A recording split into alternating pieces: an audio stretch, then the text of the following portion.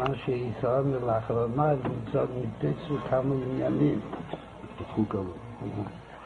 מה שרואה עוד, וגם משהו שעדיין משאיר ליבו. אז הייתה מה שהוא ומה ידיעתו. עושים. הכנראה שהיא מספיק, כאילו שהיום כבר כמה שעות בגיל עדיין ליבו, אבל יש עוד כמה שעות, אבל יש להשתדל גם היום, בבשורות טובות. זה שמחה וטוב לבוא. אתה יודע שחסידים מקפידים שכל עניינים יהיו כשמחה. בשורות טובות, הצלחה רבה. All races and religions, that's America to me. All of these men who founded Hollywood were born within a 500-mile radius of one another. And all of them wound up roughly within 15 miles of one another in Los Angeles. One could say that the American dream was really born in Eastern Europe. Harry Warner, who with 3 of his brothers brought sound to the motion picture, was born in Poland. Comes Jack Warner, youngest of the Warner clan, and then the senior member of the film-famed brothers. Also from Poland was Samuel Goldwyn, born Goldfish. Although Goldwyn never ran a major studio, he was perhaps the biggest and best known of the independent Hollywood producers. Universal founder Carl Laemmle came from a small town in Germany. Louis B. Mayer, who gave us the glory years of the MGM studio, was born in a Russian Jewish village. William Fox and Paramount's Adolf Zucker were both born in Hungary. Fox's studio merged with 20th Century Pictures to form 20th Century Fox. Here comes Adolf Zucker, the president of Paramount Pictures. Zucker, known as the father of the feature-length film, spent his childhood in this Jewish village.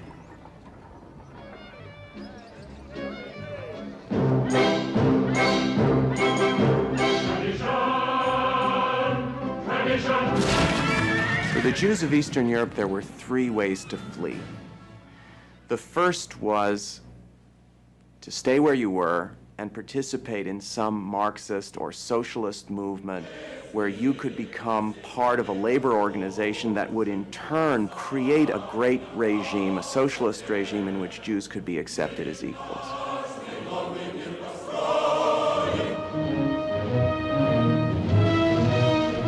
A very small minority began to dream about Palestine.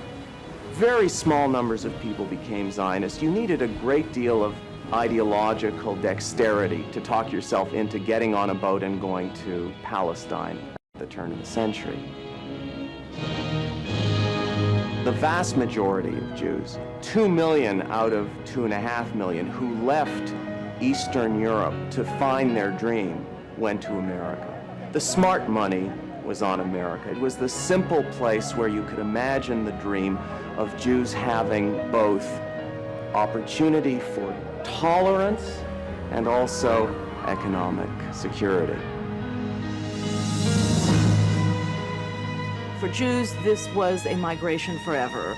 They had no positive views of life in the old world. Many immigrants, in fact, talked about the last moment in Russia where they turn around and spit. In a way, we might even say that they actually became American, or they began the process of Americanization at the moment when they decided to leave, because they knew that there was no going back. Among these immigrants were the future founders of the studios. They brought with them a new vision of America. Hollywood was a dream dreamt by Jews. Hollywood's future founders quickly distinguished themselves as risk-takers and innovators. Adolf Zucker made his first fortune with the invention of a fox stole, with a clasp inside the fox's mouth. The first moguls tended to come from various aspects of the sales business. Dry goods sales, Laemmle was a clothier, Goldwyn was a glove salesman, Adolf Zukor in furs, Louis Selznick in the diamond business. And as they approached the motion picture industry, they approached it not from an engineering point of view, not from technology or machinery, but from how they can distribute a product. You really can't stress too much how pervasively Jewish the movie industry was in New York before World War I. Not that Jews were making movies or acting in movies, but there probably would not have been an extended Jewish family in New York at that time who did not have some relatives involved in some aspect of the movie industry, which was really a mom-and-pop industry of storefront theaters in not very elegant neighborhoods. My dad was president of Paramount for almost 30 years. The way he got into the business was quite wonderful. My grandmother, who raised 8 children in 2 rooms above a fish and produce market in a Jewish ghetto in Chicago called Maxwell Street. She came rushing and said, Bonnie, you have to come here quickly. I have the most wonderful business. And she was going on and on and on. And she got him on a trolley car and took him to a kind of storefront Nickelodeon theater. And on the way there, she told him that this was the greatest business in the world because the people paid the money before they got the goods. This is where a producer lives. Not just any producer, but one of the most famous of them all, Samuel Goldwyn, high up on one of Beverly's hills. Good morning. Well, here is Mr. and Mrs. Samuel Goldwyn. And do you mind if I call you Francis and Sam? I'd like that very much. Sam, I understand that while you're the boss in the studio, that there's another... This is the boss here. It's her house, isn't it? Every bit of it. Let's talk to Francis, then. How long have you lived here? Oh, it's so long. 25, 26 years. Sam, how'd you happen to pick this hilltop site out? Because of the view? She picked it out. And you bought it? She liked it. The idea is to have her like it. That's all that's necessary for me. It's fun to live in Beverly, isn't it? We like Beverly very much. Zucker's Paramount didn't put down the rich. Instead, the studio whisked audiences into a once inaccessible universe of sophistication and luxury.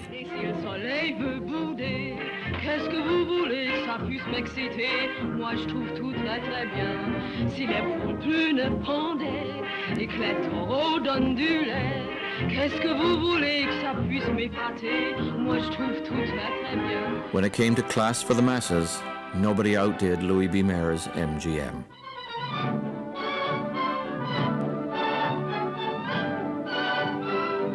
Everything glittered with quality and style, reflecting the vision of the man at the helm. Mr. Mayer was very persuasive. It's about the only word I could use.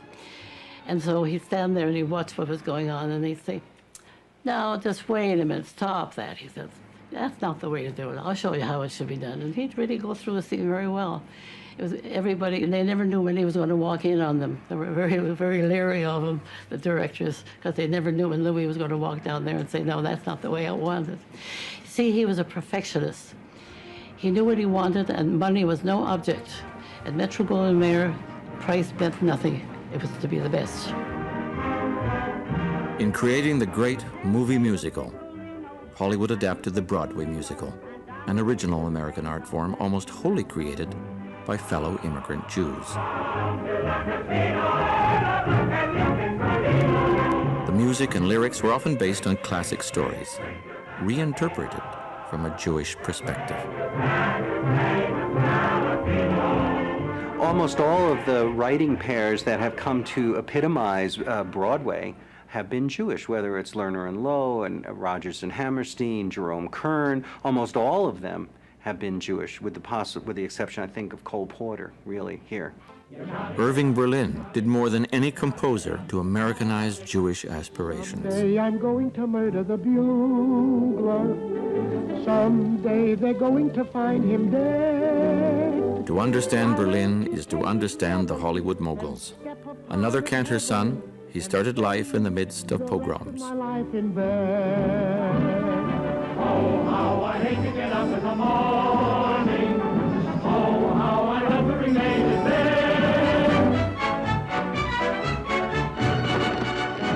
Berlin Berlin was a Russian immigrant who would go on to write the quintessential American songs. He's a kind of Cyrano de Bergerac. In the foreground is Fred Astaire, the embodiment of American aristocracy, full of grace and upperclassmanship. In the background, the person writing the music and the lyrics is this little Jewish guy. For over 60 years, he tried to reinvent himself. In the process, he infused life into a whole new American ideal.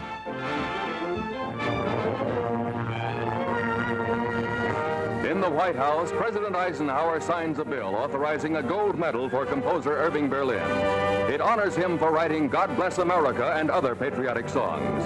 For Irving Berlin, this marks another milestone in his rise from humble beginnings to a place of highest esteem. In Hollywood, they joked that the moguls went from Poland to polo in just one generation. They held Easter egg hunts and Christmas parties. Some of them sent their children to Catholic schools. Their efforts to reinvent themselves seemed boundless. Often the first thing to go was the Jewish name. The Hollywood Jews were obsessed with erasing anything Jewish in their films, their lives, and the lives of their stars. Theodosia Goodman became Theda Bara. Sofia Kosso became Sylvia Sidney.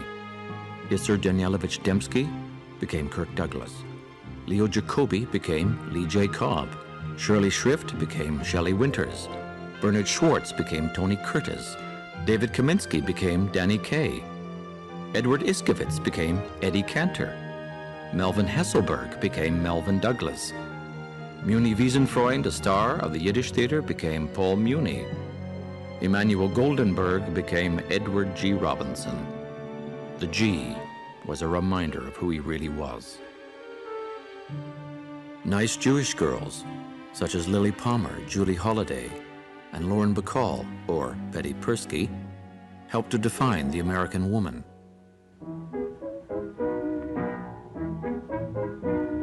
Not all the Jewish talent went to Hollywood to assimilate. There were over 50 non-Hollywood Yiddish films produced in New York before the Second World War. Trouble, trouble, wird Hecher breiter. Da lebt das Sachen bei, es helft kein Wein, kein Geschrei. Trouble hat größer in der Kleine. A jeder dreht sich Hand in Kuhn. These films were the flip side of the Hollywood movies. They parodied Hollywood's optimism and Fred Astaire's top hat gentility.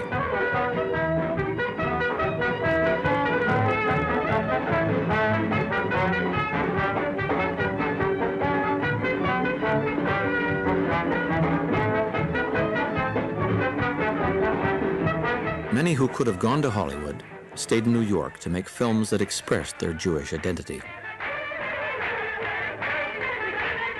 These films were shown to an audience which was almost entirely made up of immigrants and sometimes the children of immigrants, and these films, by and large, had a very, very different point of view than Hollywood movies. I mean, the Yiddish movies were kind of fighting a rearguard action to protect certain forms of Jewish cultural expression against the sort of overwhelming, seductive power of the larger American culture. Wait a minute, you ain't heard nothing yet. Wait a minute, I tell you, you ain't heard nothing.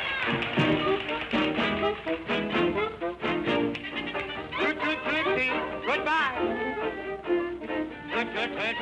Don't cry. Warner Brothers' The Jazz Singer was a revolutionary silent film that broke into sound with each musical number. Here, as in the Yiddish film, a cantor's son, played by Al Jolson, who was in real life a cantor's son, has to choose between American fame and Jewish loyalty. At first, the cantor's son seems to choose Judaism.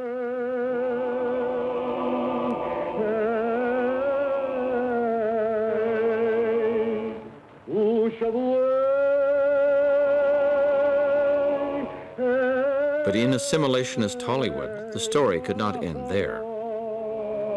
Hollywood had to have a Hollywood ending. Mammy, Mammy, Mammy. Here, Dad dad in his old Jewish ways are dead, while the hero in American blackface sings triumphantly with his Gentile girlfriend waiting in the wings.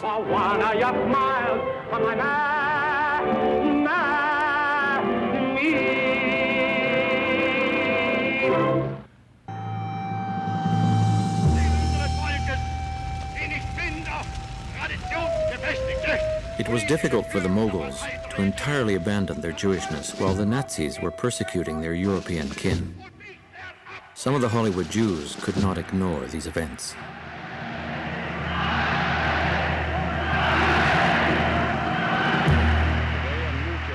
In 1939, a group of stars, including John Garfield, Edward G. Robinson, and their spokesman, Melvin Douglas, risked their celebrity status to speak out against Hitler.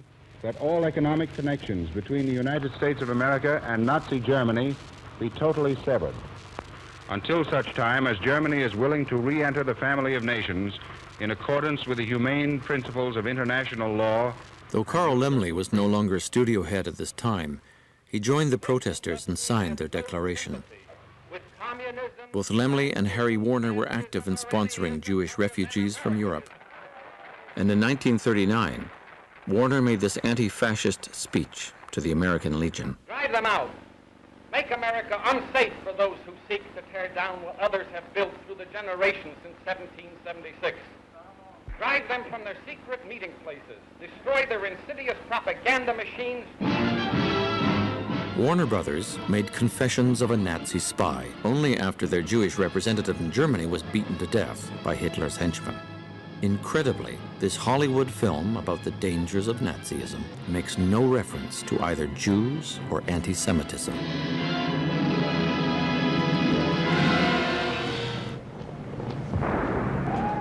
All that noise you hear isn't static. It's death coming to London. Yes, they're coming here now. You can hear the bombs falling on the streets and the homes. Don't tune me out. Hang on a while. This is a big story, and you're part of it. It's too late to do anything here now except stand in the dark and let them come.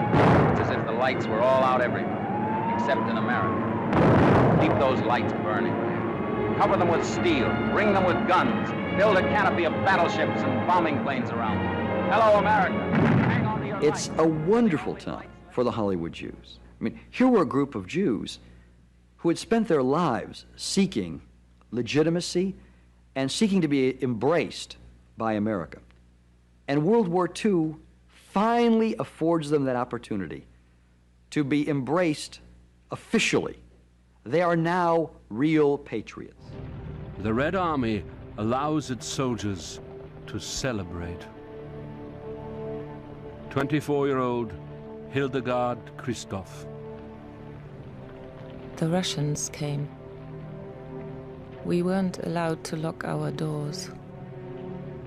Holding machine guns, they herded us into an empty house. Other young women had also been dragged in. The beasts pounced on us, again and again, the entire night. A whole mob of them. At dawn, they disappeared. We crept back to our family. Many committed suicide.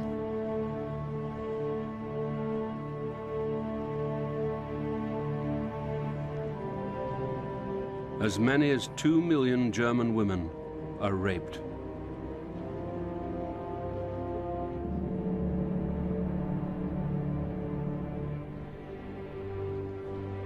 "17-year-old schoolgirl Edelgard Seidel.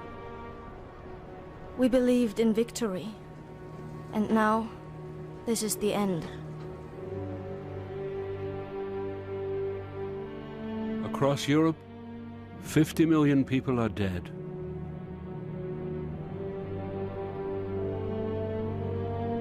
Before killing himself, Hitler wrote this last testament. It is untrue that I or anyone else in Germany wanted war. It was provoked solely by the Jews. The motion picture industry today is supplying without charge all its newest and best feature films to the U.S. War Department Overseas Film Division. The movies were a tremendous propagandistic tool during this time. They set up camps for the soldiers to come back in where movies were shown 24 hours a day because that impressed the soldiers with what they were fighting for. It was the beginning of an unprecedented alliance between Washington and Hollywood. And you swear that you will bear true faith and allegiance to the United States of America. I do. For the first time, Hollywood's message was adopted by the government. A democratic state could not send minorities, immigrants, and the poor to die for an America which excluded them. So, if the enemies were fascist, the American army had to be portrayed as caring and sharing. I want you to feel free to ask questions, even embarrassing ones. Come to me with suggestions. We're going to be more than officers and men in this. We're going to be comrades. There was always one Jewish character who was never presented as Jewish, but he was Cohen or Schwartz from Brooklyn. There was always one black character, too. Wesley Epps, Private, 3rd Engineer Battalion. The American Army during the Second World War was not integrated except in Hollywood movies. And the Office of War Information was very eager to keep our enemies from making capital out of any sort of problems in America. So they didn't want movies that had any racial tensions of any sort. Corporal Jake Feingold, 4th Chemical Company, USA. This committee, under its mandate from the House of Representatives, has the responsibility of exposing and spotlighting subversive elements wherever they may exist. That communists have made such an attempt in Hollywood, and with considerable success, is already evident. With the advent of the Cold War, HUAC began persecuting Hollywood for the populist and pro-Soviet films. Are you a member of the Communist Party?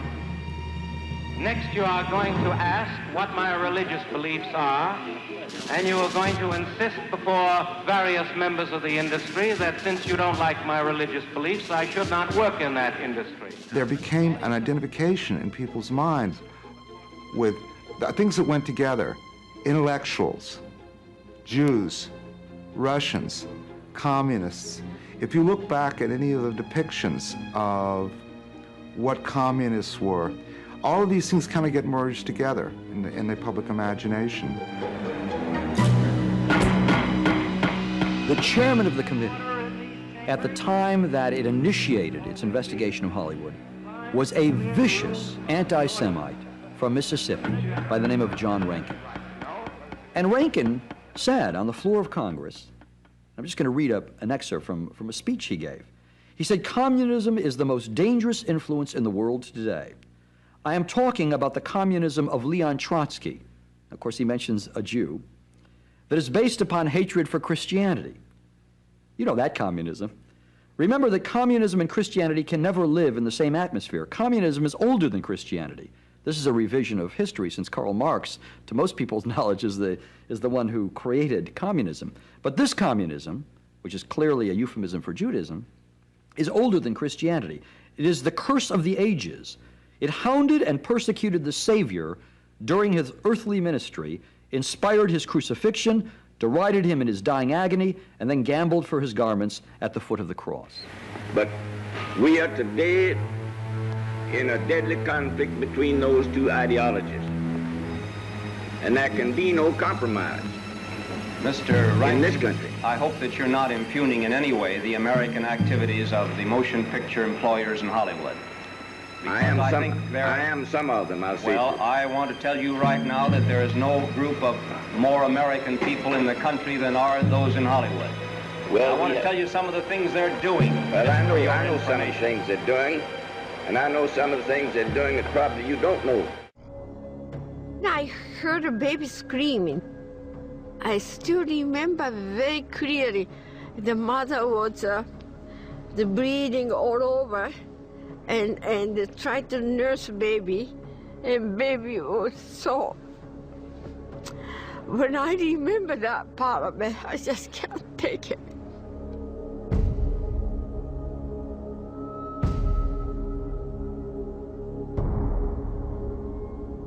The river is choked with floating corpses. Many of those still alive are barely recognizable.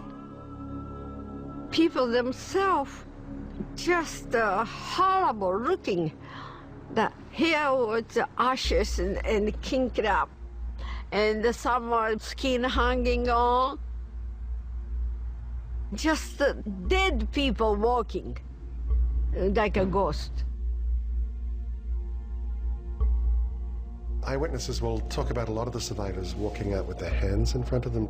Apparently it dulled the pain of skin that was actually falling off, but it also made people look like walking ghosts. I remember one woman described seeing a man walking down the road holding his eyeball in his hand. It's hard for us to imagine how Dante-esque the world was that was created by the explosion of this beautiful invention in physics. Yes, during my formative years, mushroom clouds were all the rage. Britain's doctors say 33 million people in this country may be killed and injured in a nuclear war. To my babyish eyes, it seemed every news bulletin consisted of nuclear paranoia, Mrs. Thatcher, blood-curdling statistics about the inevitable apocalypse. Despite the high stakes, however, it was hard for the average viewer to picture a nuclear war. I mean, we'd seen what happened in Hiroshima, but that was black and white and crackly and seemed to mainly affect Japanese people living in the 1940s, so it didn't really count. What the average Brit needed was a no-nonsense visual guide to what could happen, and hallelujah, that's precisely what they got.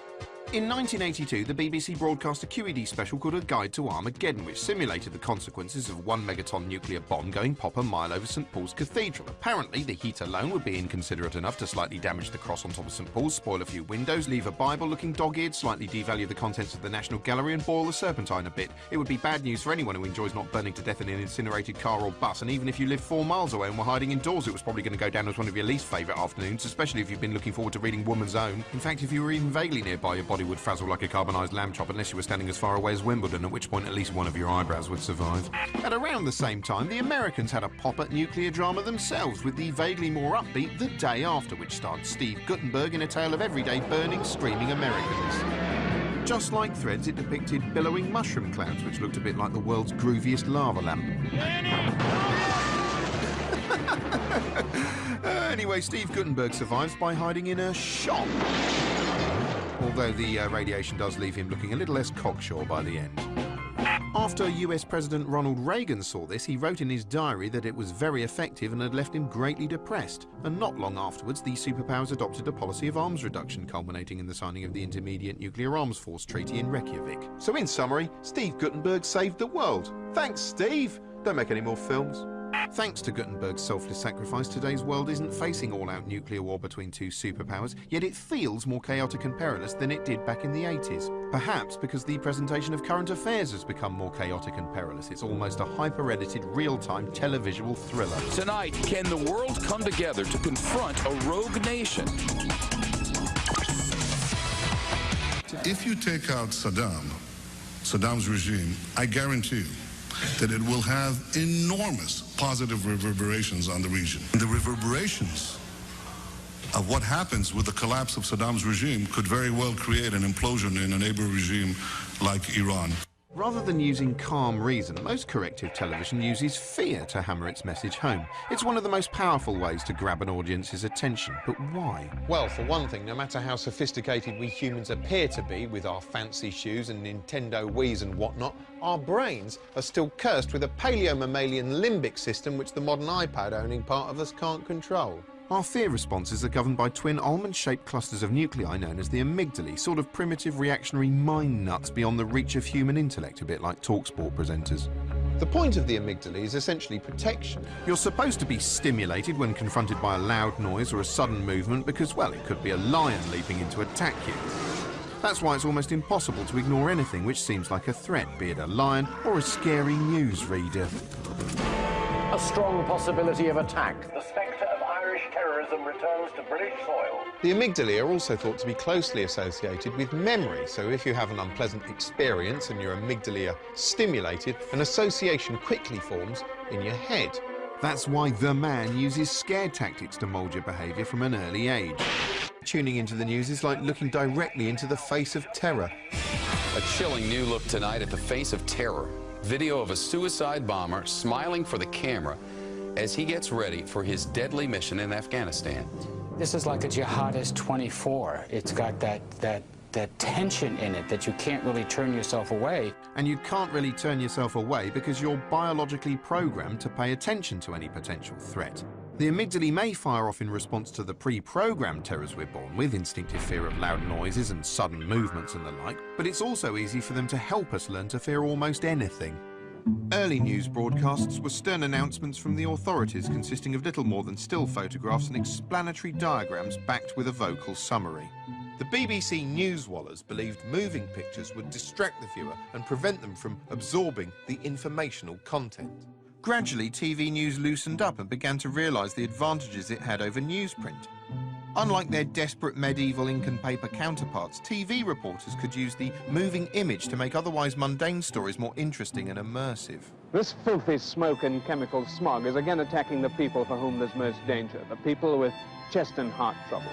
The translation of news into TV grew more sophisticated. The newsroom arrived, there were more interesting graphics, and instead of a letters page, vox pops with the public. Can I interrupt you a tick? Are your prices up a lot? Yes, sir. Our prices are up on according to transport and difficulties in getting it, and us pulling our guts out to fetch it to the public on their table. And when major events occurred, the printing press was left standing by television, which could interrupt you in your own home to depress the arse off you. Over to the newsroom. The death of John F. Kennedy happened in Dallas at 12:25. And what's more, rather than reading wordy dispatches from overseas war reporters, TV viewers could follow the journalists into the thick of the action. They didn't even wait for the gunfire to stop before filing their reports. It's heavy artillery support for the Americans, and because of this, they're not immediately likely to lose out here. TV news grew even more dynamic as colour television arrived, making events seem increasingly vivid and dispiriting and brutal and all horrible-like.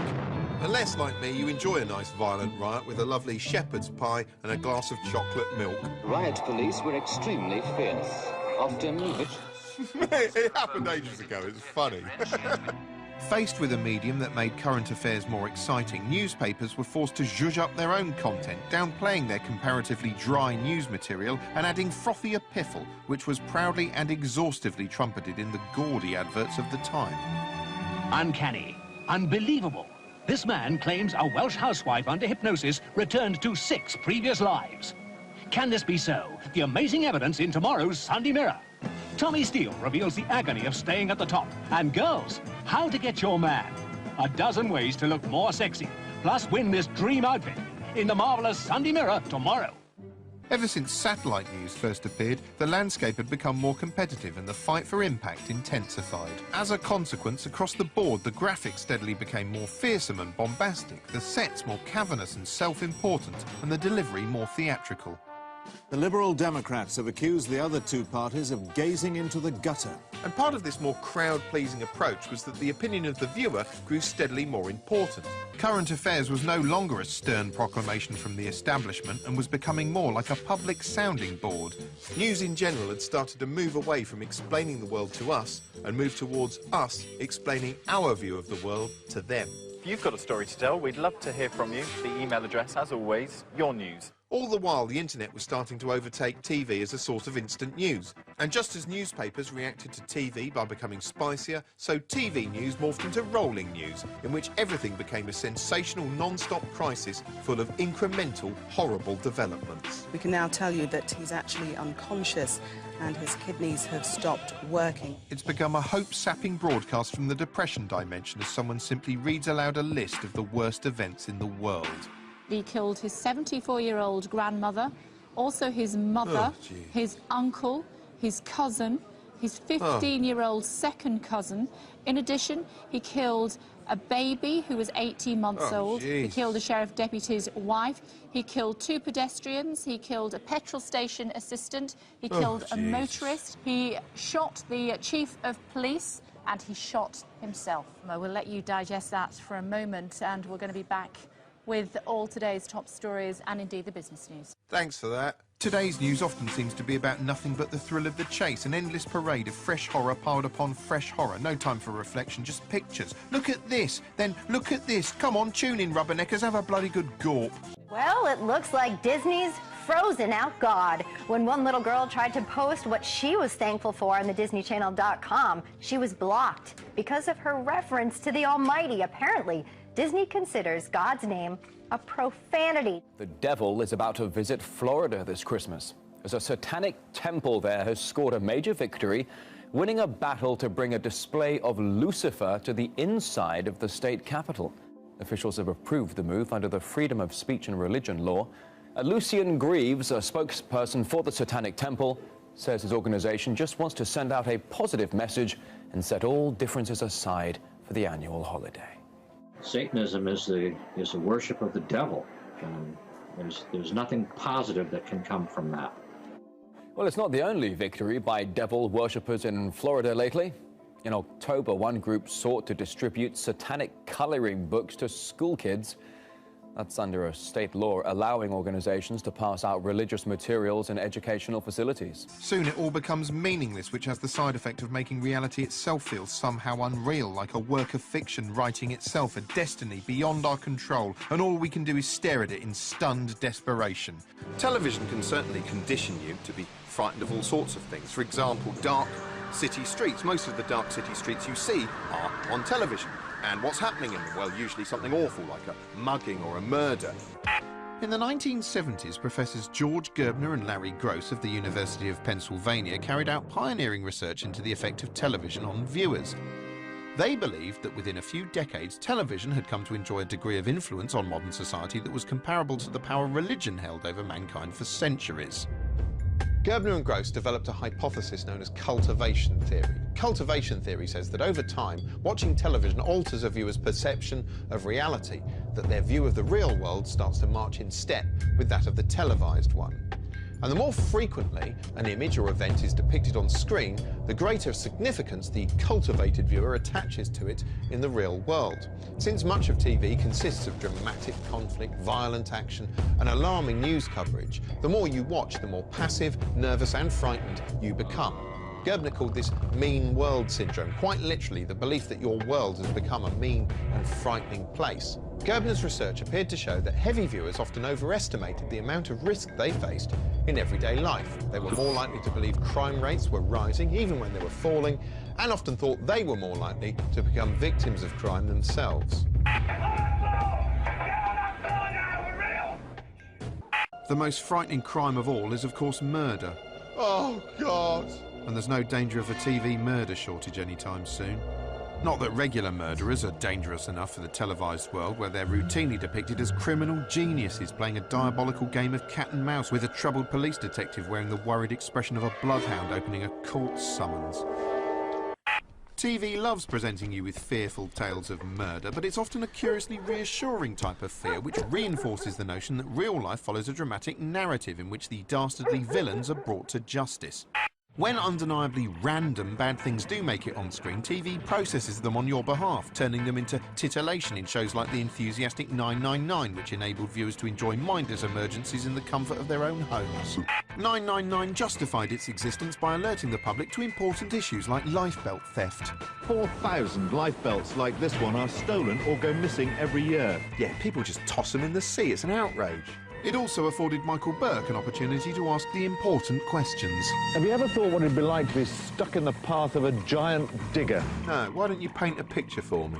999's jaunty, low-budget reconstructions look altogether genteel compared to the effects-laden reconstruction extravaganzas of today. Shows like Air Crash Investigation, which ostensibly exist to give you a greater insight into airline safety, but are actually all about giving your fear cells a cheeky tickle. Air Crash Investigation combines impressive special effects with an almost pornographic focus on the human terror of the passengers and crew. There's also dialogue torn from the black box recorder and shoved in the mouths of actors. Push it up! Push it way up! Way up! Way up! Way up! And of course the inevitable money shot. Even though you're 20 times more likely to die during the drive to the airport than you are on the plane, chances are this is the kind of dramatic image your brain has helpfully associated with air travel. Apparently concerned it might be running out of nasty real-life threats to warn you about, TV has started visually speculating about bad stuff that hasn't happened but might. One day, the world will end. In recent years, there's been a slew of scary, hand-wringing what-if drama documentaries depicting what could occur if things got even more dangerous for humankind than they already are. We've seen spectacular simulations of what might happen if Yellowstone Park suddenly blew up, hard-hitting investigations into what might happen if the sun suddenly ballooned in size. This is a world we can barely imagine. And spine-tingling visualisations of how things might look if a large hadron collider went a bit Amstrad. In fact, it sometimes seems there's no end to TV's perpetual quest to helpfully alert the viewer to new potential threats. Alarming though much of television is, as we stare into our screens, desperately gazing into the light like a rodent suckling at a consolatory teat, the warning box is comforting us even as it scares. It says if you obey the man, you can avoid danger. It transforms random calamity into Hollywood-style entertainment, rendering it less real. It says the good guys will defeat the evil guys, and it says Steve Guttenberg can save the world. It makes sense of our universe in a way that's as soothing as it is fake. Morning! And what's more, it gets away with it, and that is frightening.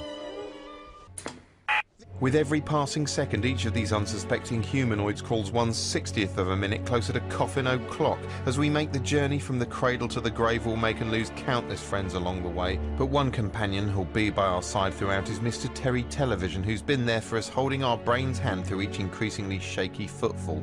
But television doesn't seem to like us whatever age we are, whether it's painting young people as tearaway yobs. How does it make you feel when you see your face on the front page of the Birmingham Mail like that, cast as a yob? I am a yob. Or old people as hilarious irrelevancies. Little wonder we've come to view ageing as a sign of incompetence. To what extent do you think old people have failed? Probably to quite a large extent. Yeah. This is the top-secret research facility where TV executives, marketing experts and psychopaths attempt to discover what makes the different age groups tick. Television takes the business of targeting different age groups very seriously, and it's a process that begins early on, from the moment when you first emerge blinking and shrieking from the womb. While there are some bespoke programmes for babies, presumably few sane adults consider them worthwhile viewing. There are shows like the Twee Baby Einstein series, a set of quasi-instructive montages of colours and puppets and shapes which eager young parents buy and play to their offspring in the hope this will somehow boost the child's intellect, although I'd say in educational terms it's probably about as effective as rubbing a dictionary on your baby's head. But if babies don't use TV, TV is only too happy to use babies as Wickle salespeople. Yes, babies are often cynically employed to help shift products they can't even use. Now, if I transplanted a baby's head onto a loaf of bread in a bid to improve sales, people would call me a monster. But apparently it's just fine when an international organisation digitally transplants babies' heads onto CGI bodies in order to flog bottles of water. To be fair, that is quite cute, albeit despicable. As babies get older and even more bothersome, they mutate into children who are well catered for by television with thousands of entertainment vehicles at their disposal. They're also used in adverts as visual shorthand for innocence and heritage. It's at this point TV starts sorting the flesh blobs into easily manageable categories, boys and girls. So boys are assailed by short sales pitches promoting mindless, devious violence. I'm Butler Free! Here's how the quick shooter hat works. Just press this secret button right here, and a replica of an authentic Western pistol pops out and fires. And extended sales pitches full of fantasy monsters and fighting and lasers and explosions, while girls are bombarded with eerie adverts for nightmarish dolls. Look who's come to your house to stay. A pal you can play with all day long. She's Patty Playpal, a big doll, big as a 3-year-old, and Patty's real as life. And adverts which should help fuel that future image neurosis. Beautiful Chrissy has beautiful hair that grows. She has beautiful hair. She has beautiful eyes. She has beautiful clothes. And the moment they mature to tweenhood, hideous propaganda films about Miley Cyrus. The pioneering queen of tween role models is Hannah Montana, a wisecracking, warbling smartass played by Miley Cyrus, who's perhaps the only convincing argument I've ever seen for China's unofficial policy of discarding female infants at birth. Hannah Montana features a colour palette so garish watching it feels like being stabbed in the eye with a sharpened lollipop, and a cast who seem to communicate exclusively via irritating sounds. Say what, and that's all. fresh. Despite looking young enough to have gnawed through her own umbilical cord shortly before each scene, Hannah herself leads a surprisingly adult life, especially with boys, with whom she has a chaste but surprisingly confusing relationship. I'm gonna tell you something that I've never told anyone before. Please don't have a hairy back. Please don't have a hairy back. Usually if a 13-year-old's worried her lover might have a hairy back, it's because she's been trafficked. After tweens come teenagers. Teenagers are, by their very nature, a sulky, arrogant group consisting of nothing but grease, pus, hormones, hair gel and obstinance, whose chief role in society is to scoff at absolutely everyone else. There used to be so few programmes aimed at teens that merely spotting one on screen was a novelty. When they did appear, they were routinely portrayed as confused, alienated loners with silly dress sense. By the late 1970s, teenagers were so hopelessly out of control, desperate measures were called for in the shape of the BBC's Community Programmes Unit. The Community Programmes Unit had had a brainwave. Why not give teenagers aged between 16 and 20 a 45-minute show of their very own and let them decide the content? Something Else was a painfully right-on affair from the very beginning, awkwardly mixing live punk performances with stilted political debate. In the studio, we've got The Clash and Joan Lester, MP for Eton and Slough. Do you think it's going to be a total disinterest in politics in the future? I don't know, maybe I'll grow up to be Prime Minister. Who knows? By the time the teenager concept was tried again in 2006, this time in a groundbreaking Channel 4 show called Whatever, presentational styles and the notion of what constitutes an issue had both become a little more bad. Couldn't live without pussy and my mum. Don't put them two things together, because I'll slap you. I'm most proud that I've got big boobs, and when I take my bra off, they don't move. My best feature is I talk shit. I can talk shit to the world. Coming up on tonight's Whatever, everything you ever wanted to know about LA gangbangers, pervy sex toys, and comedy drug abuse. Yes, television constantly assumes all 16 to 24-year-olds are mindless jigging gits. As a consequence, glib, meaningless images of youth continually piss from every screen, as though the channels are engaged in some sort of unofficial contest to see who can produce the most vapid, lowest common denominator screen turds imaginable. It's like they've got no idea. Any old shit will do, whether it's banal footage of Peter Andre roving the earth like a backward half-emu carrot man, or a turgid exploration of the latest celebrity Aunt Sally's, or a gaudy reality show about overconfident, smiling young bucks. Back in ye day, most TV shows were designed for an audience of adults, different ages and haircuts, admittedly, but adults nonetheless. The family unit that the big entertainment shows were aimed at revolved around the wants and needs of the parents, not the kids. You have 1 minute, 15 seconds to fill a camel, starting now. That's it, force it in. But by the late 80s, those kids had grown up to be young TV producers themselves, and the result was whizzy info-packed shows like Network 7, which prided themselves on being cutting-edge and full of young faces. This, in turn, begat the love-it-or-hate-it weekly cringe fest, which was the word which set the template of almost every youth show to follow. Outrage, idiocy, smut, idiocy, humiliation and idiocy. As cable and satellite TV flowered during the 90s, fusty old variety club faces began to be replaced by a new wave of less trad presenters who dressed and behaved like irreverent younger folk and who appeared to take absolutely nothing seriously. Before long, everyone was being flip and cool, while the old dinosaurs were being mocked in cruelly observed comedies. Aha! But it wasn't just presenters who were getting younger. Not so long ago, when our minds were less dominated by image, politicians were allowed, nay, expected, to resemble the human equivalent of a dusty old ledger.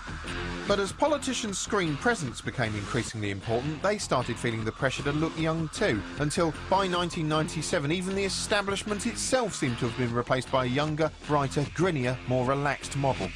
Zip forward to today and all our major political figures look like bland air freshener salesmen or nice neighbours from a shit soap opera. Introducing a new reversalist. I mean, look at that, a new reversalist. It's a bit like calling it time denialist or Canuto cream. These are disturbing mini-movies presenting a shimmering vision of a potentially youthier you rendered possible by dubious-sounding miracle science. When they analyzed my face at the Pons Institute, it showed that my fine lines and age spots disappeared. It's okay to be 40, just as long as you look 30. And apparently it's okay to look 30 if you sound about 9. There's no age you're allowed to let yourself go anymore. No, the cosmetics industry will remorselessly chase you past the menopause and towards the coffin. I'm 68, and Age-Read Perfect Pro Calcium is the future of my skin and yours. God, 68 and still smearing cosmetic paint on your canvas. What next? Skeleton polishing cream? We're living in a world in which everyone expects the best of everything, with the unhinged sense of entitlement that used to be the sole reserve of insane Roman emperors or members of the Bullingdon Club. The more we want, the less satisfied we feel. Happiness seems perpetually out of reach. Why? Maybe somewhere along the way we started actually believing what this little electronic bullshitter was feeding us.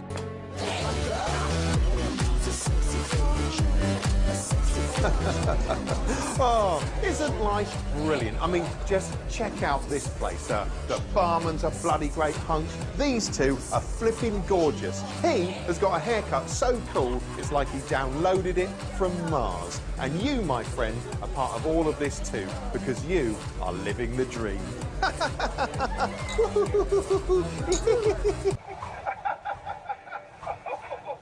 Except you're not, are you? Because the dream's just that, it's a dream. Real life doesn't work like that. Real life's an often fruitless quest for intermittent patches of happiness, interspersed with toil, ennui, divorce, bad haircuts, overpriced box sets, stomach bugs, repetition, stomach bugs, gas bills, sexual dysfunction, Justin Bieber and wasps. This is real life. Waste ground, tramps, bloke eating a rat on a stick. Cameron's Britain. How's your rat? Too chewy? Yeah. See, even his lunch is disappointing, because this is real life. Ugh. That's why it's such a crushing mystery that half the time your TV's eager to stick happy-go-lucky wits like that in your eye. Why? Why? Why? Why? This is the world of aspirational television, aspirational being a wildly popular term in TV land. It's a world in which the majority of people are thin, attractive, witty, sassy, cool, fun-loving, thoughtful and happy, and enjoy a life of cocktails, dick and shoes. The basic theory behind aspirational programming is that if you watch beautiful, fun-loving people on TV, you'll somehow feel like they're your friends, whereas in reality, of course, you're essentially just a tramp staring at them from the other side of the room. It seems every other show on TV these days has some sort of aspirational bent, but where did it all begin? Like everything evil in the universe, it came from the world of advertising. Many early adverts were functional things, little more than animated flickering billboards extolling the practical virtues of the products they were pushing. Before his toast and tea, give him a good big plate of cornflakes. No cooking, no messy washing up, eaten and digested like lightning. But as consumers began to realise that most products were basically the same, because it's all just stuff, isn't it? Advertisers began attaching fantasies to the products they were hawking. And often this fantasy was an opulent vision that could be all yours for the price of something that tasted like a refrigerated human organ inside chocolate. As the 60s swung into view, cool was the primary dream. The lucky cool adversods lived in a world of glamour, travel, foxy burqa babes and nice hair.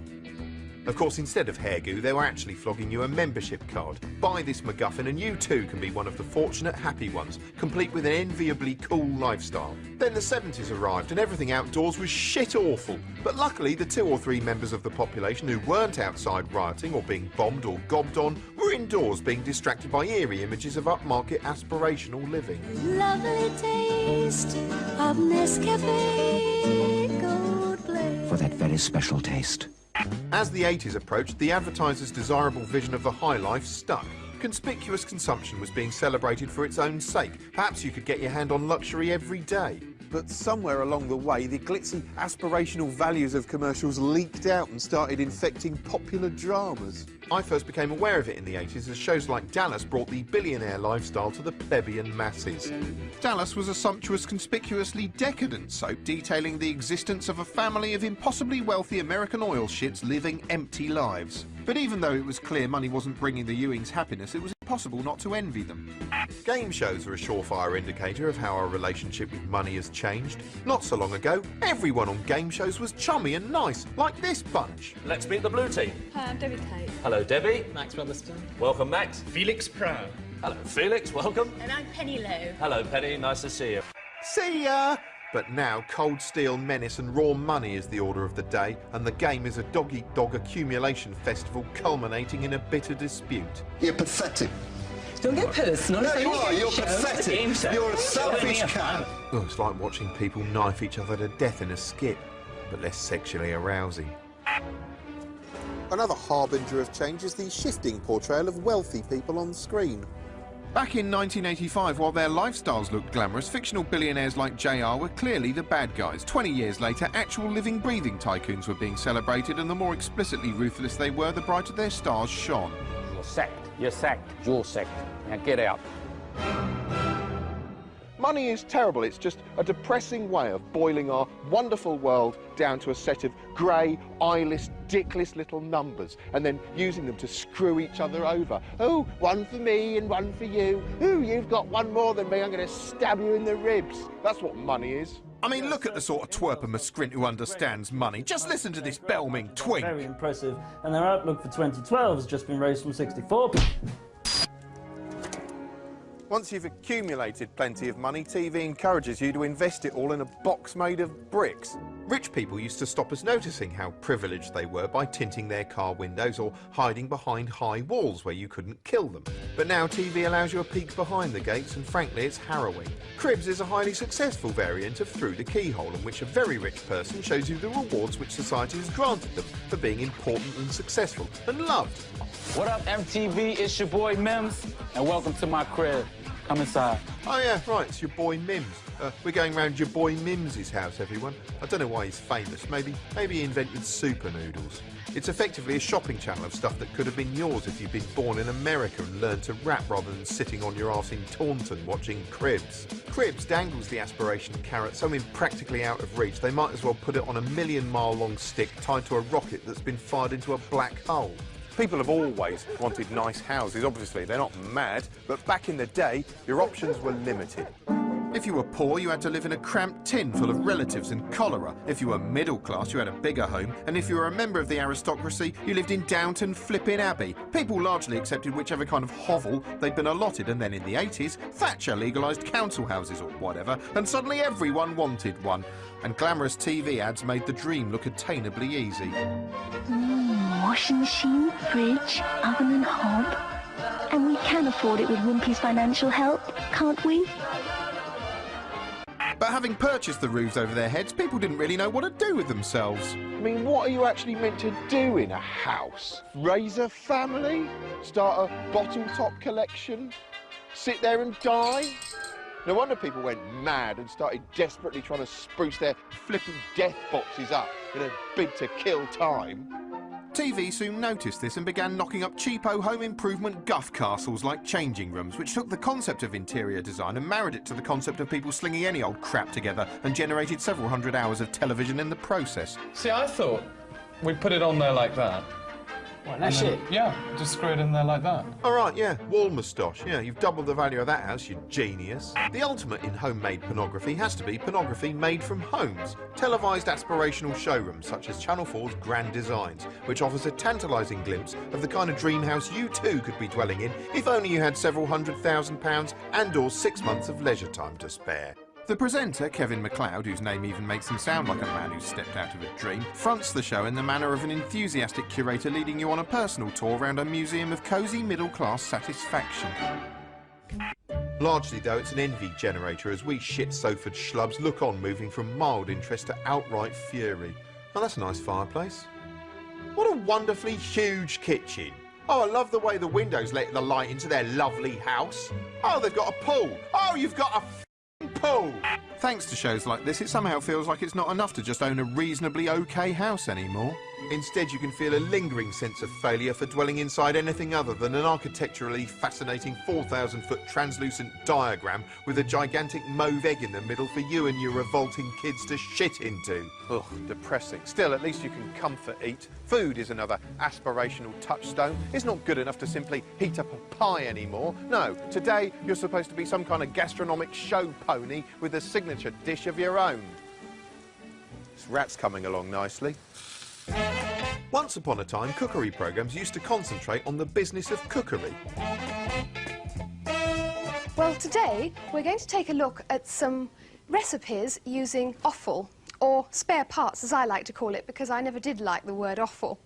Anyway, whatever you call it, offal or spare parts, liver and kidneys are certainly very good for us, and most nutritionists suggest that we should eat them well at least once a week to be really healthy and get all the correct vitamins that we need. Whereas today's cookery shows are less about food and more about lifestyle.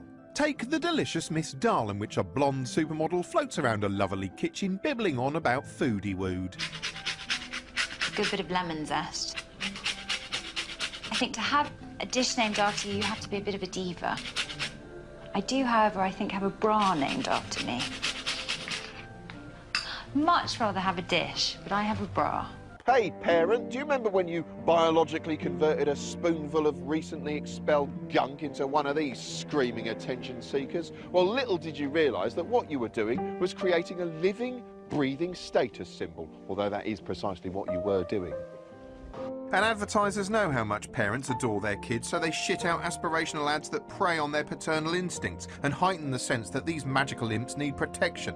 One problem with treating kids like delicate Fabergé eggs is you become so dementedly paranoid about any misfortune befalling them that you end up sealing them indoors around the clock, effectively locking them in a prison that serves organic food in which every surface has been sprayed 86 times with antibacterial disinfectant before those fingers can touch it. So they sit there indoors, growing up in the flickering glare of aspirational imagery, soaking it all up, brightly coloured kids shows which make stardom seem both attainable and desirable, swanky seductive adverts where a celebrity tells you you're special.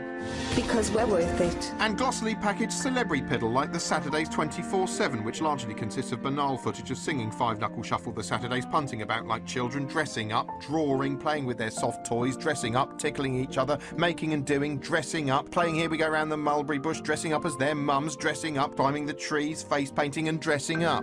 One natural consequence of long-term exposure to this kind of piffle is the kids who watch it grow up wanting to be treated like celebrities themselves, becoming self-obsessed little emperors in the process. For evidence, tune into MTV's My Super Sweet 16.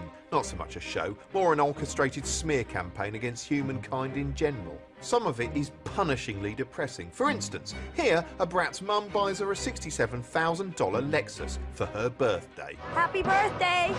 What the hell? I don't want my car now! Happy birthday. No! What the hell? I don't want my car now! Oh, Mom! But she's unhappy because she didn't want it until the night of her birthday party. I can't believe she's such an idiot! She just ruined the whole party! Everything! She just ruined everything! You ruined my life! I hate you! We're leaving! The party's off! You know, I think this might actually be an Al-Qaeda recruitment film. Far from being just an American thing, this kind of ostentatious kiddie spoiling has now leapt across the Atlantic and onto our shores and has its own British spin-off, My Super Sweet 16 UK. Here, in a characteristically unedifying episode, we meet a young lad called Freddie, who's more spoiled than the average ancient Babylonian prince. He lives in a massive house, has a racehorse named after him, is driven everywhere in a huge limousine, and thinks nothing of blowing a fortune on gaudy bling bullshit. Freddie's birthday is fast approaching, but rather than setting up a Facebook page or sending out invites like a normal Earth-dwelling citizen, he holds an X Factor style audition to decide who can attend. You all ready to be judged? Come the night itself, he arrives in a choreographed simulation of a red carpet celebrity event. It's a strange thing, really, to think that within my lifetime, teenage aspirations have morphed from being able to pull off a pretty good BMX trick or having fewer spots to being showered with adulation like your Lady Gaga and Peter Andre crossed with God. Make no mistake, the next generation is going to be horrible. If I was Education Secretary, which I'm not currently, I'd force every school in the country to run cartoons telling kids they were worthless, just to counterbalance it all. Way back yonder, you know, in the past, folk only achieved a level of what might be termed celebrity by displaying a remarkable level of talent, whereas during the current confused period of human history, it's apparently possible to become famous merely for inhaling and exhaling on camera. The galaxy of fame has a complex, ever-shifting hierarchy. Burning brightest are the proper stars, actors and musicians and the like. Some become supergiants like Beyoncé or Brad Pitt, and they're also insanely powerful. If George Clooney called a live, globally televised press conference during which he plucked out 2 of his chest hairs and said he'd post them to the first viewer to turn round and murder a member of their own family, thousands would perish. There's a fun little fact for you. This bona fide constellation also includes some dwarf stars. For example, Adam Woodyat, who plays Ian Beale, is one of the most recognisable faces in Britain, but because he plays a fish and chip shop owner, people consider him intrinsically low rent and almost certainly treat him accordingly in the street. Hey, Bill! Billy Bob! Hey, Bill! Billy is a piss drop. He runs a chip shop in Albert Square. The filthy queer. Wash your peace, Billy! Wash your peace!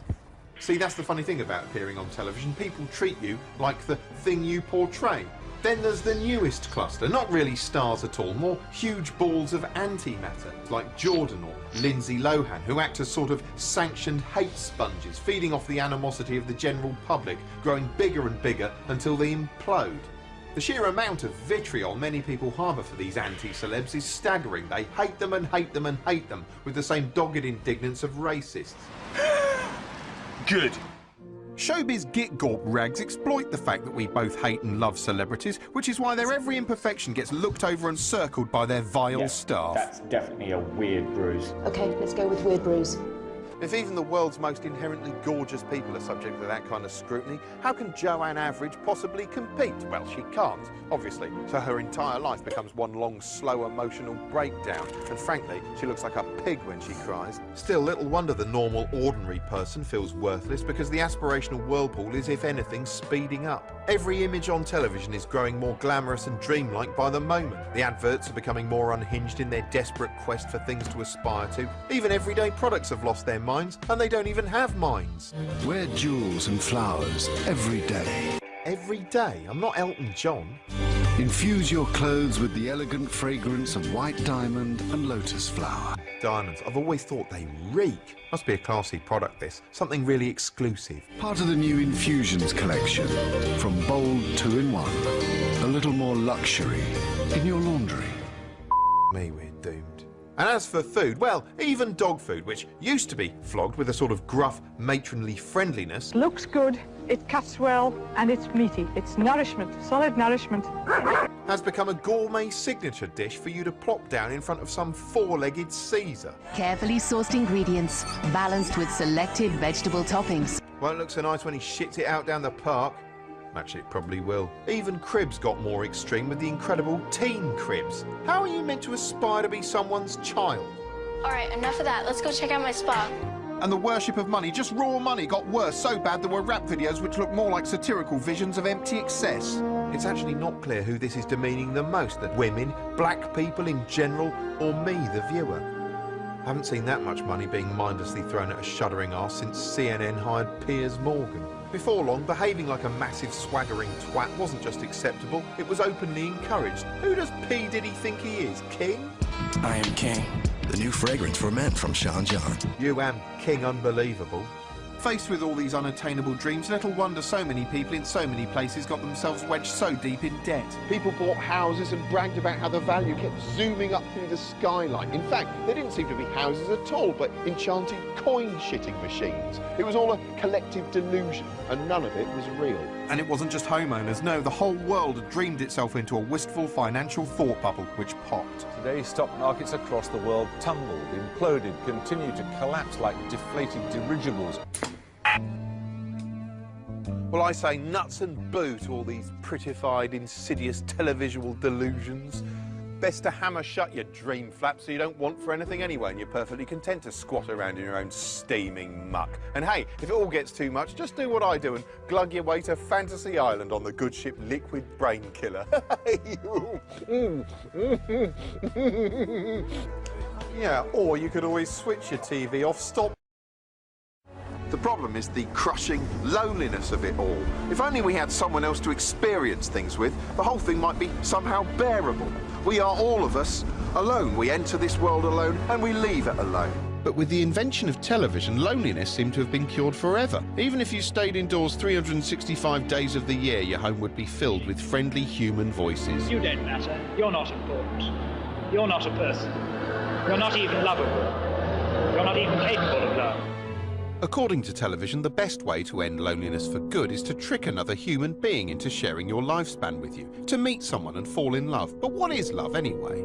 When you're trying to work out whether you're in love or not, it's only natural to compare how you feel with what you've been taught about how being in love feels. And who taught you how being in love feels? Well, without ever really trying, the television bombarded you with misguided notions about romance from the moment you were first naive enough to swivel your eyes in its fibbing direction.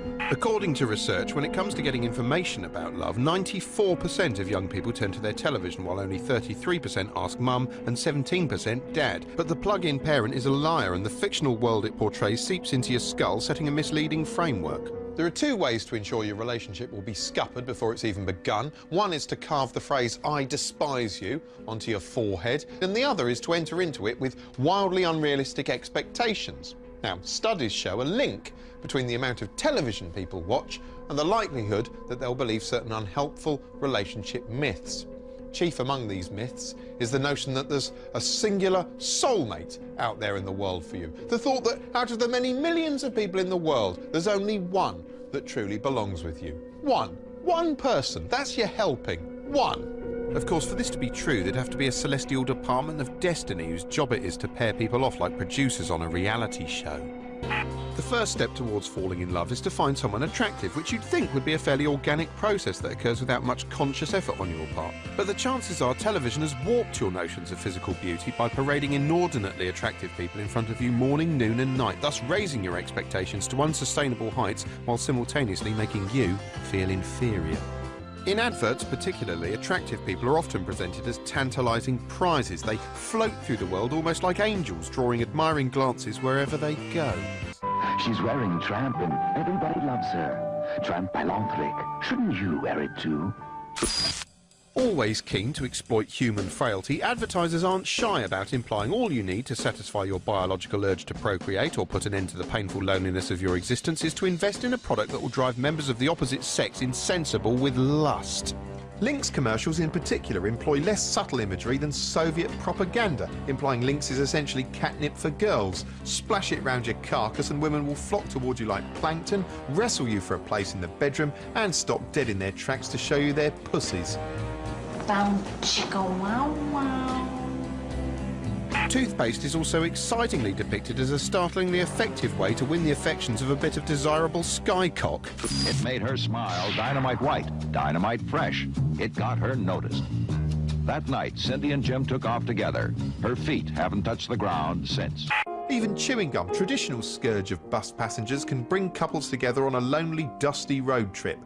I suppose chewing gum is a pretty good metaphor for most romance. After the initial burst of excitement, you soon find yourself just going through the motions, really, while your interest drains away, and then you end up spitting it out into a hanky. Men seeking advice on how to win over a woman will find no shortage of role models on TV. Trouble is, they're all dicks. For instance, in the epic multicoloured space opera Star Trek, Captain James T. Kirk repeatedly misinterpreted his mission statement, to boldly go where no man has gone before, as a green light to attempt to carve as many notches onto the captain's log as possible. Kiss me. It seemed the moment Kirk heard a female voice, he reached for his libido. Captain Kirk!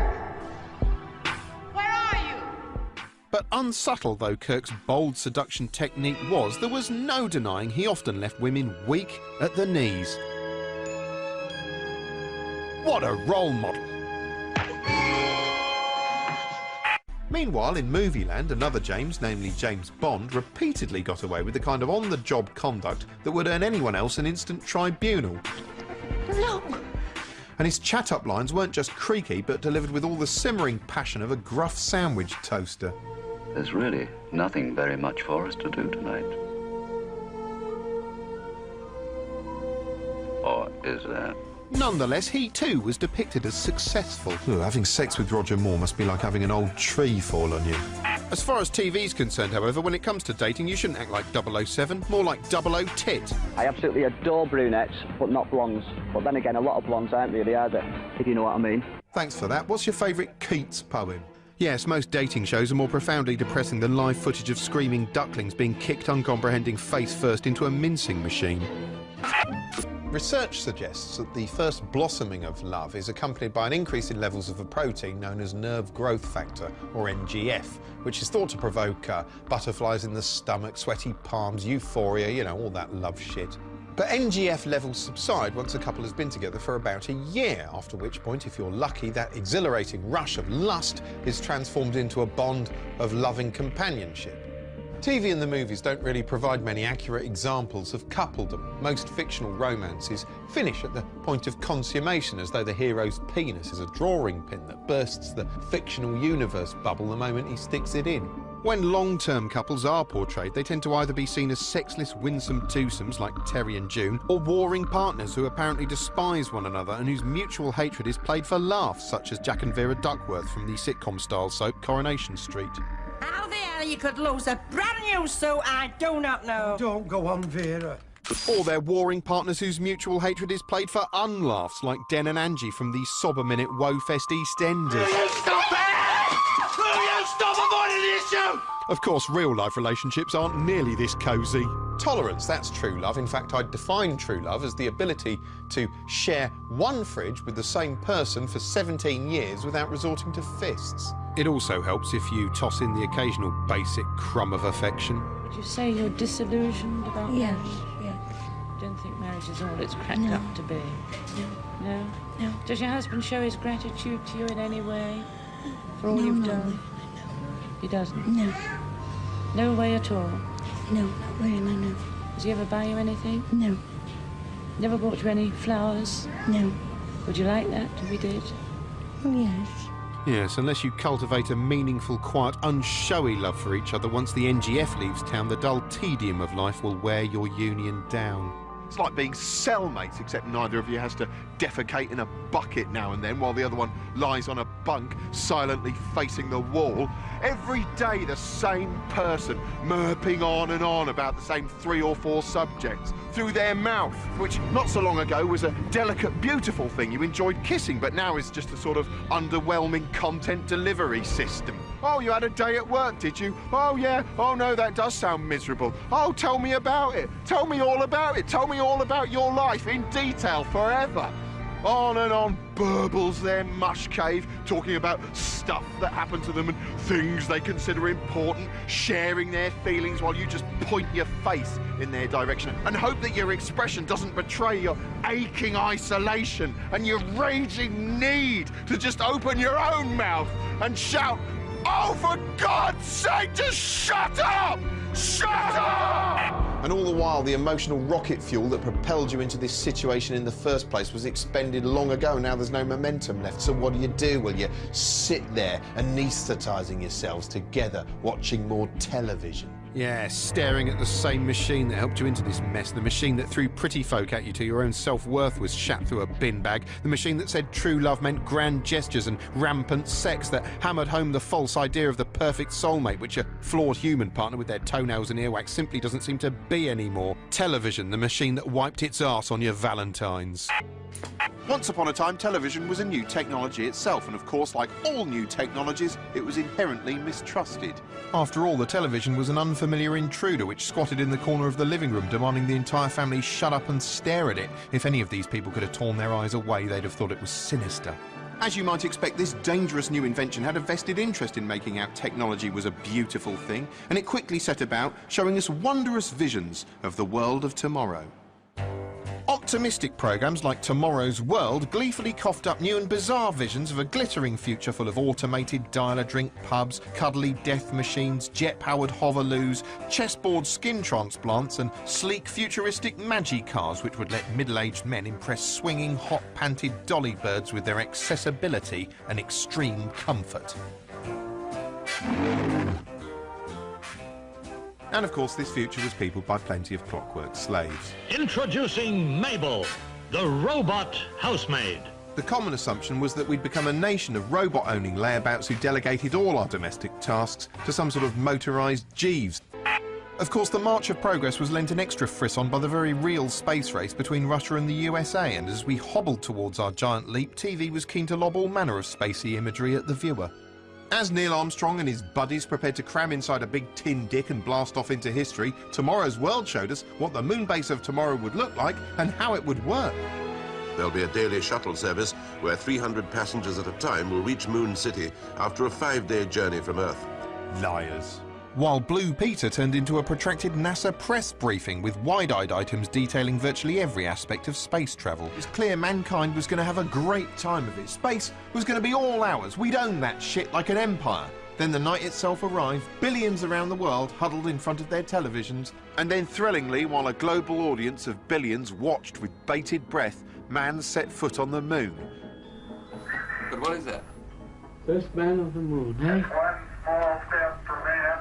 For a while, space exploration was groovier than ever, celebrated in shows like the fast-paced alien-busting thriller UFO, which showed we freaky, far-out humanoids conquering an endless wave of extraterrestrial vandals, hurtling toward the planet like annoying metal wasps.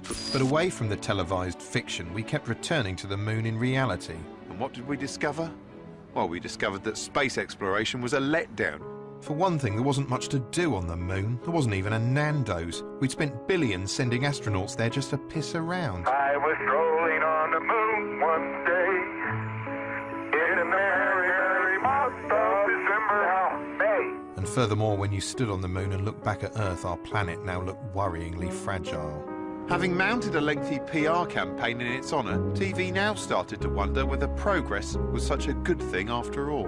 And as the years slid by, things remained resolutely grim up tomorrow with shows like Blake 7, a grit-toothed We're All Gonna Die space opera from Dalek creator Terry Nation.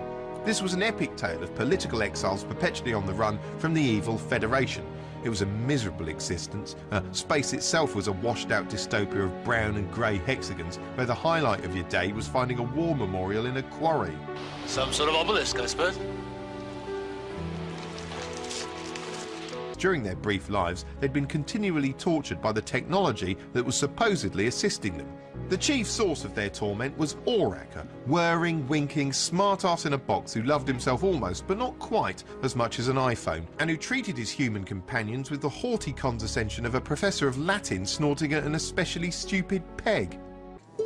That information is not immediately available. Well, can you get it? It has no bearing on the problem. Can you get it? Eventually.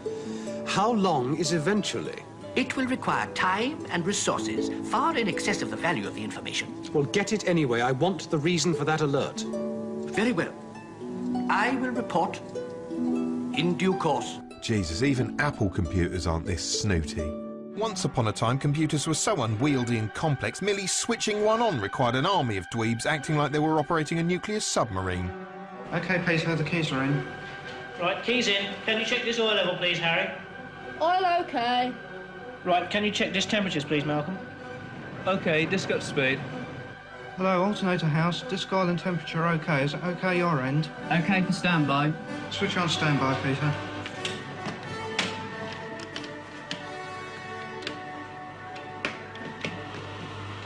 Standby coming on. OK, HD coming on. The computer is ready for use. But by the early 1980s, computers had become so compact and so basic, it only required an army of one schoolboy nerd to operate them. This is the computer, and what we're going to do is just to go through a simple little program to demonstrate the computer's capabilities. Microchips were cheaper and more plentiful, prompting a wave of exciting ads about intelligent machines that could patrol your home. Program in up to 16 commands, and Big Track will advance, turn, and fire 3 blasts.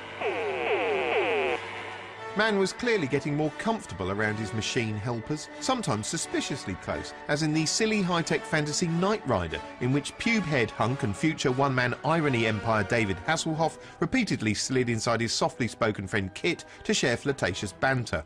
They were such close buddies, it wasn't so much a will they, won't they, as a where's he gonna stick it. Not now, Michael. I have a headache. You know, you've never acted this way before, pal. I guess so. I've never felt this way before. By now, real people were inviting real computers into their real homes. As far as telly was concerned, computers were supposed to be for important stuff like spreadsheets and numbers and more spreadsheets and more numbers. But it soon became apparent they were being off-roaded into extracurricular fun activities which challenged the broadcasters for space on the box itself, as enthusiastic early commercials made clear. Now you can play the world's most popular arcade game in your own home. What's more, they were so advanced they offered an entertainment experience far beyond just gawping at things. In television Tron, it's so involving, you'll feel as if you're actually in the movie. Really? Before long, a whole range of new entertainment options was available, and trad TV clearly didn't approve. There's monster games like this one, where you run around bumping off critters or swallowing giant cherries. And there's the Space Invader theme, where you shoot at moving fleets of hostile aliens. Fairly boring. And then there's the more recent sports games. Well, sports games to me are perhaps the most appalling use of computers. Ever since, TV has routinely portrayed video games as an inherently unhealthy and otherworldly threat which glorifies violence and is probably bad for your noggin. Children in primary and secondary schools are being spirited away to an obsessive world of habitual fantasy violence. We now have a World Wide Web page on the internet, so you can access the information yourself if you can get onto the World Wide Web, okay? And if you can, this is our address. You need to type in http://www.bbcnc.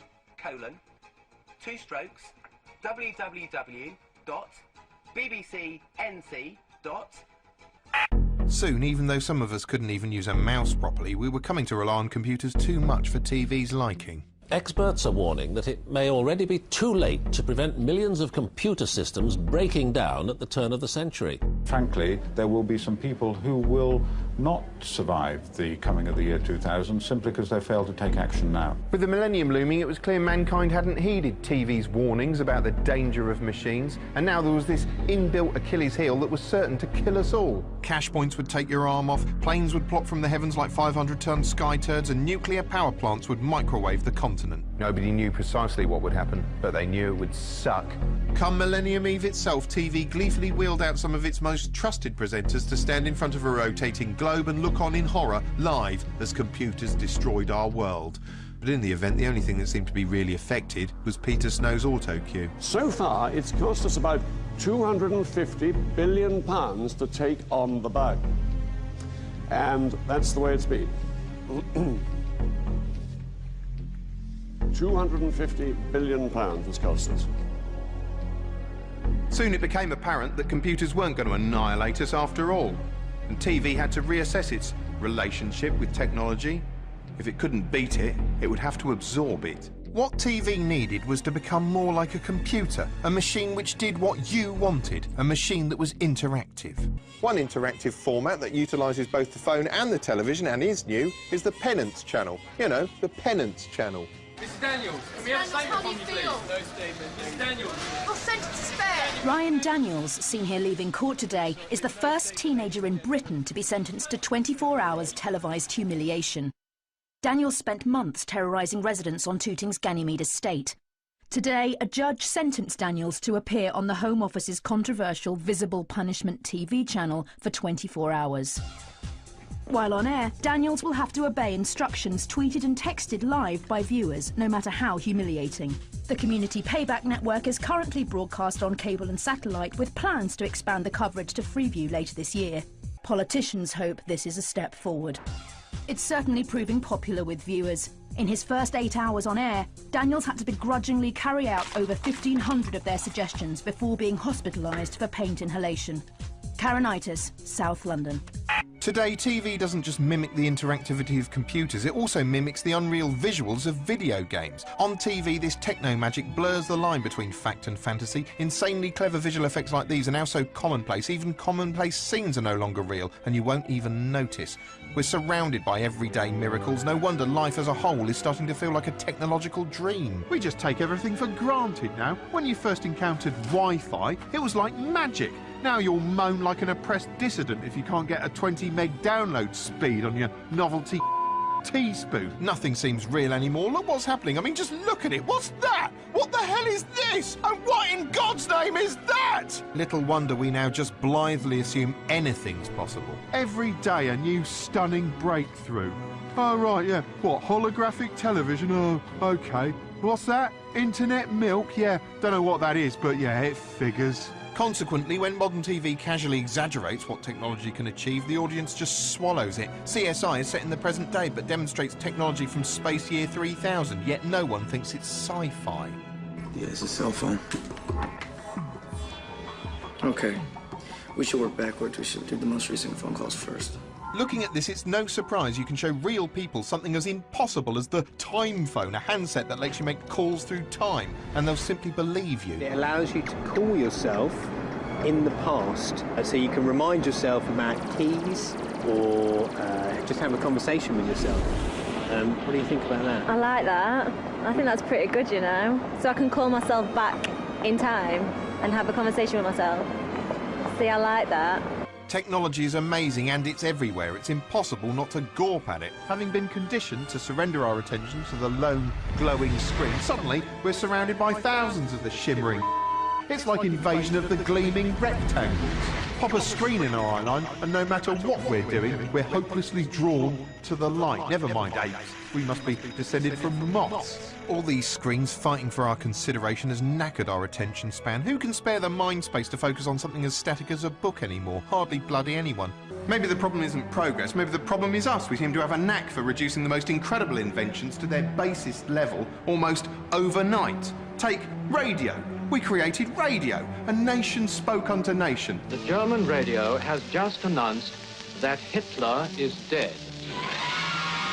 For a bit, and before long, breakfast shows. So like then it went up my bum. It went up your bum? Up my bum, yeah. Right up your bum? Yeah, right up there, right up my bum. Up my bum it went. My bum's where it went, right? And it went right up there. Wow. Yeah. Anyway, here's Rihanna with Umbrella. Television. We managed to drag that from I, Claudius to the Jeremy Kyle show in the blink of a generation. The internet, the most incredible method of communication ever devised, and we use it for swapping funny photos of cats. Smartphones. With a smartphone, you could browse through the contents of the most incredible art galleries in the world, all in the palm of your hand. Yeah, you could do that, or you could download a novelty app that makes it emit the sound of a farting duck.